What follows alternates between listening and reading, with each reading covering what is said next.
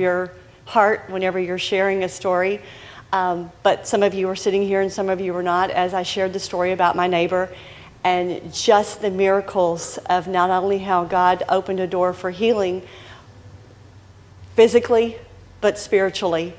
I talked about how I had knocked on his door right after Harvey, and just random, I have no idea, because that is so out of my character, to knock on a stranger's door and say, by the way, I'm your neighbor, and you'd have to understand where we live, no one's close except the donkeys and the cows.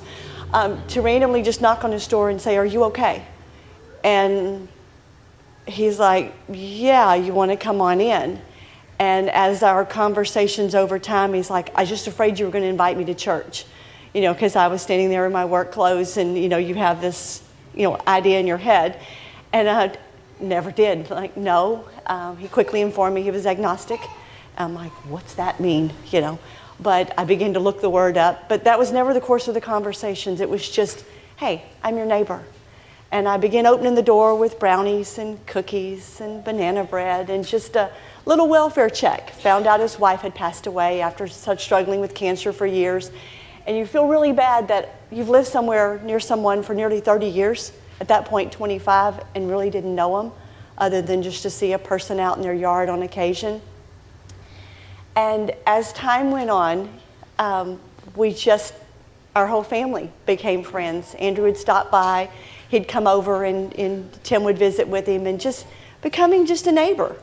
And, one time I shared with him, what the commandment was. You're supposed to love the Lord your God with all your heart, soul, and spirit, and you love your neighbor as yourself. So that's why I would go and check on him, because it just was such a foreign thought to him. And then a health crisis happened. And I got a 1:30 in the morning phone call, and I've never gotten dressed so fast in all my life, as I scrambled to take him to the emergency room with flashers on in his pickup truck, because he was leaning up against his truck going, I was afraid I would end up killing somebody on my way. And I had promised, if you don't feel good, you call me. And what we thought was a heart attack turned out to be a kidney failure. And as God opened one door after the other, it was absolutely amazing that the right people were in the right place. And Monday morning, I laid there, I shared this part at 5 o'clock in the morning. I'm like, Lord, would you just open the door today? Because his appointment was the next day. And when the phone was picked up at the doctor's office, they said, we've had a cancellation, a different doctor. And I'm like, okay. Are you willing to see a different doctor? And oh, yes, he was. We hopped in the truck and we drove to Houston. The doctor walks in and says, I'm impressed. And I'm like, okay, what's that mean? And he's like, you don't want to impress the doctor. I'll see you in surgery tomorrow. And we're looking at each other going, you're just moving so quickly. And so the next morning we get there, and anesthesiology doesn't want to do the surgery because he's got AFib and his heart rate's 130, 140. And I'm praying and I'm praying. I'm like, Lord, just please, because this man is in so much pain and he doesn't want to do this. He's scared.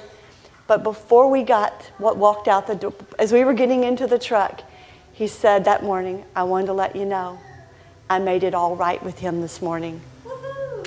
And I was like, and I had over these few days, these few weeks, I'd seen a tangled up man who was a Vietnam vet who was so afraid of what had happened back then in his past that could never be redeemed. And I shared the story of the thief on the cross, and I said, there wasn't one thing that man could do. He was going to die. There wasn't a thing he could do to be good, to be righteous, couldn't go to church, nothing. He was going to die. And all he did was say, forgive me. And God said, you will be with me in paradise. And that message was the one that just clicked. And he said, I've asked forgiveness. It's all good. I could hardly drive. I was just like so overwhelmed that the miracle God had done in his heart. And as he laid there waiting for surgery, and that anesthesiologist finally gave clearance, And he gets out of there, and he's a completely different person. And it's like just a knock on a door. And as I shared last week, I said, there is a new name written down in heaven. And it's all because of his amazing grace. And now he's not even hardly watching TV. He's listening to his radio. And we were talking about hymns. He's like, you know, like hymns like the Old Rugged Cross. And I'm like, I didn't even know you knew that. I didn't say that, but that's what I thought. But come to find out, his mother was a Christian lady. And she passed away many years ago. So there were seeds planted there, but there was so much in his heart, but yet God.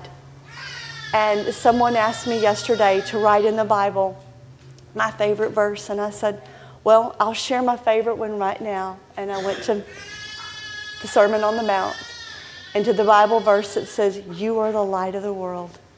A city that is set on a hill cannot be hid. Neither do men light a candle and put it on a bushel, but on a candlestick, so that all that may see. So throughout each week, never forget you are the light of the world. That's right. And however, at the grocery store, a neighbor, shopping, we're a light.